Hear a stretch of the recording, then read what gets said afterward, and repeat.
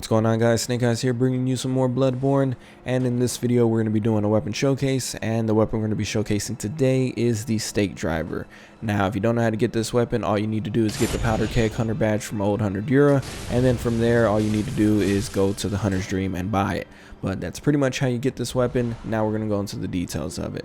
Since then, I've upgraded mine to +9, so my physical attack is at 157. This weapon has 200 durability, and the requirements for it is that you need 18 strength and 9 skill.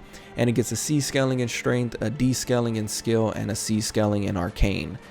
Now, I'm going to go ahead and say right off the bat that this is not my favorite weapon. It was bound to happen, but I'll talk a little bit more about that in the future. Basically, this weapon's biggest pro is the fact that it has a very high damage potential if your character is built a certain way. Basically, if you have a character that has 30 plus strength and pretty decent gems, then you can pick this weapon up and you can do some pretty decent work with it. Anything under that, though, I probably wouldn't recommend it. Another good thing that I really like about this weapon is the fact that its retracted version is actually pretty good in close quarters. If my fights ended up going to a corner or something like that, basically this weapon dominated any of the other weapons that were out there. With that being said, though, there are a lot of cons for this weapon, unfortunately, and I would say that its biggest con, or I guess its biggest two cons, are the fact that its range and its speed are pretty bad. If you compare this weapon with other weapons that have similar range, typically you're going to get outsped, and in a game where speed is pretty much everything, trading hits really isn't the best option. Another con that's pretty bad for this weapon is the fact that its scaling really isn't the greatest and its requirements are a little too high. Basically, with an 18 requirement in strength and a C scaling in strength, anything under that 30 strength really is not going to get a big benefit off of scaling, and if you don't have any good gems to go with it, you're going to be doing some piss poor damage, and that might turn you off on this weapon. Now, even though I said that one of its biggest pros was the fact that its retracted version is pretty good in close quarters, it's pretty pointless using it in any open area fight. Basically, this weapon, when it's retracted, has an all thrust move set, and if you combine that with the fact that this game actually has some pretty decent hitboxes, it makes it really difficult to hit somebody if they're moving around. I'm pretty sure you're going to see on more than one occasion that some of these fights look like I hit the person and the hit doesn't register at all.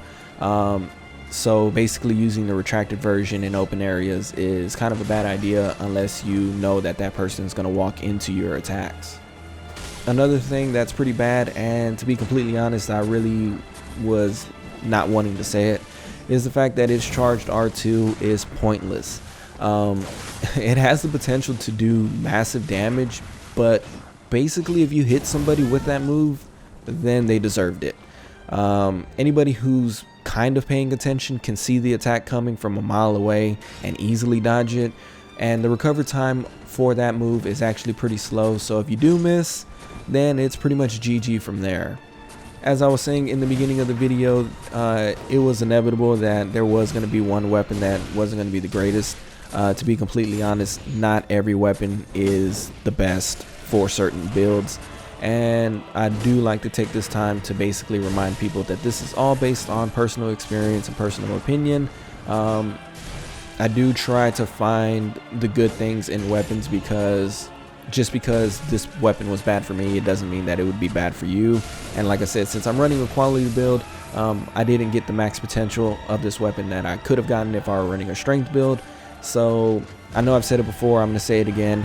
If you're running a strength build, then this weapon is going to have damage, and trading hits won't be a bad idea because you're basically going to be out damaging people. But I will say that if you are not a strength build, do not pick this weapon up, because you're going to find that it's a lot more difficult to use than other weapons out there. With that being said, it's not difficult to use this weapon. You still can get wins. It's just going to be harder. And if you're up for that challenge, well, then go for it. But that's pretty much going to wrap up this video, so leave a like if you enjoyed, subscribe if you haven't already.